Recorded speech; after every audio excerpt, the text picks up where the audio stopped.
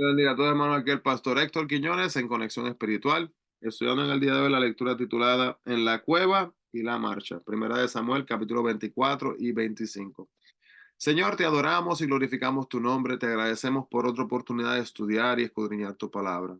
Háblanos, Señor, para la gloria y la honra de tu nombre pedimos estas cosas, que todo lo que hagamos, Señor, sea buscando el crecimiento en ti. En el nombre de Jesús, amén y amén. Sigue, hermanos. Entramos entonces acá mirando capítulo 24 y 25. Después de una breve demora entonces para hacer frente a la amenaza filistea, vemos que Saúl vuelve a perseguir a David. Su renovado celo casi tiene éxito, ya que sin saberlo atrapa a David y a sus hombres en una cueva. Entonces milagrosamente se cambian los papeles y David tiene a Saúl en su poder para darle la vida o la muerte. Y aunque tiene en sus manos la venganza, se rehúsa a sí mismo ponerle fin a la vida del ungido de Dios. De nuevo, el capítulo 26, la escena se repite. Esta vez ahora se repite en el desierto de Sif. Y nuevamente, David tiene que decidir nuevamente. Otra vez la fuente de ansiedad de David está solo a un golpe de espada. Y una vez más, David resiste la tentación de asumir la función de Dios, de terminar con la vida de Saúl antes de su tiempo. Así que podemos ver que en el capítulo 24 vemos que está en la cueva. David libra la vida de Saúl. O en el 25 vemos que Abigail libra la vida de Nabal. Y entonces ahí se encuentran así mismo en lo que es la marcha. Entonces, la palabra de Dios nos muestra y nos dice que las escrituras, ¿verdad? No narran en ninguna declaración de Dios a David ni a sus hombres.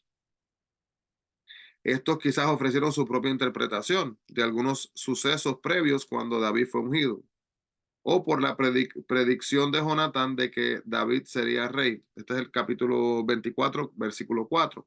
Cuando los hombres de David vieron entrar a Saúl en la cueva, creyeron erróneamente que esta era una señal de Dios para que él asimismo pudiera actuar.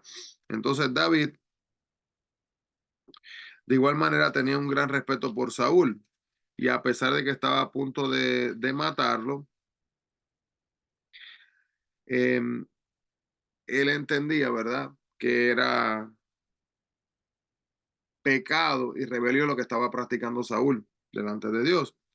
Romanos 13, del 1 al 7, nos enseña que Dios ha colocado al gobierno y a sus líderes en el poder. Entonces, como David, quizás no sepamos la razón, sin embargo, tenemos que respetar los puestos y cargos de quienes Dios le ha dado autoridad. Aunque existe una excepción, esto es importante, debido a que Dios, hermanos, es nuestra máxima autoridad, no debemos de permitir que un líder nos obligue a violar la ley de Dios. Los medios que utilizamos para alcanzar una meta son tan importantes como la misma meta. La meta de David era llegar a ser rey. Y así cuando tuvo la oportunidad, estos hombres lo exhortaron para que matara a Saúl. La negativa de David, fíjese esto, no fue un ejemplo de cobardía el que no lo mató, sino fue un ejemplo de valor. El valor de oponerse a un grupo y de hacer lo que él sabía que era lo justo. No comprometía él sus normas morales ni sus valores, porque él sabía que era el ungido de Dios. Es la palabra, la frase que él utiliza, ¿verdad? Es el ungido de Dios, el ungido de Dios. Y en ningún momento Dios le había dicho que él iba a matar al ungido de Dios a través de David, ¿verdad? Entonces David cumplió su promesa, nunca se vengó de la familia de Saúl ni de sus descendientes. No obstante, más tarde los filisteos y los gabonitas asesinaron a la mayoría de los hijos de Saúl. Y David prometió ser misericordioso con los descendientes de Jonatán y cumplió su promesa cuando invitó a Mefiboset a vivir en sus palacios. Saúl era rey, pero Samuel era el líder espiritual de la nación. En la juventud y la vejez siempre tuvo cuidado de escuchar y obedecer siempre a Jehová. Y al morir entonces Samuel, Israel estaría sin líder espiritual hasta que David llegara a ser rey. Nabal se negó con rudeza a la petición de David para alimentar a los 600 hombres. Y si empatizamos, ¿verdad?, así mismo con Nabal, es porque hoy día las costumbres son muy diferentes. Pero la simple hospitalidad, hermanos, demanda que se alimentara a los viajeros. En aquellos tiempos eso era algo que era esperado. Entonces Nabal era muy rico y fácilmente podría haber afrontado la petición de David sin problema alguno. David no pedía limosna.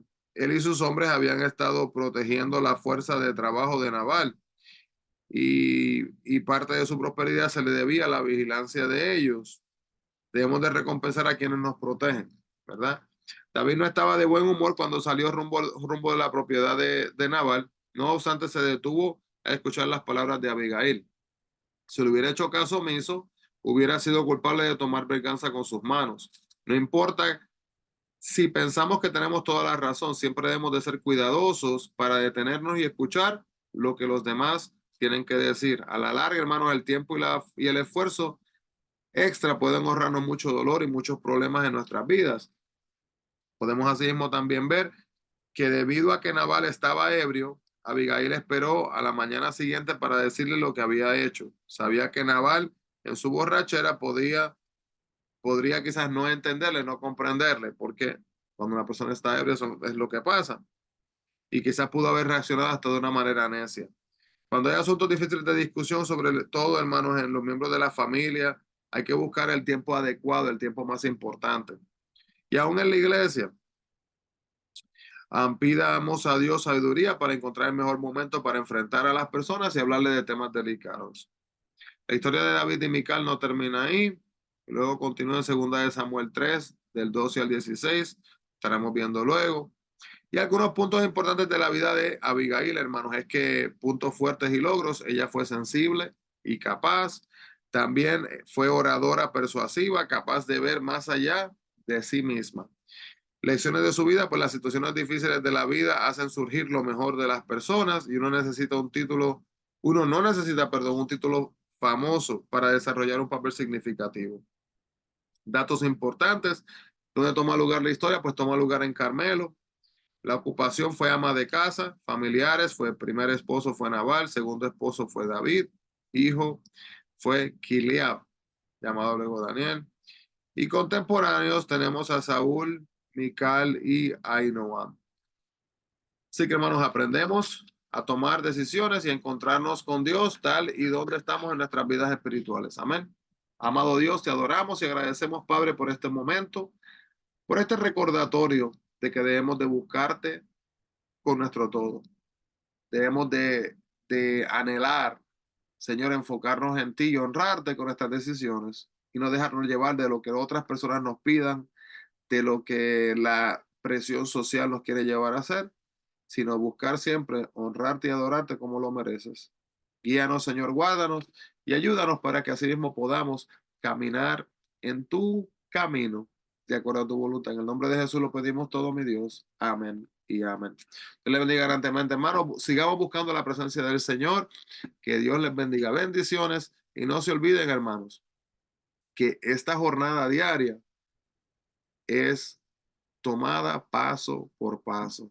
No nos desesperemos, porque si hoy crecemos un poquito más en Cristo, nos estamos acercando a su voluntad perfecta. Dios les bendiga.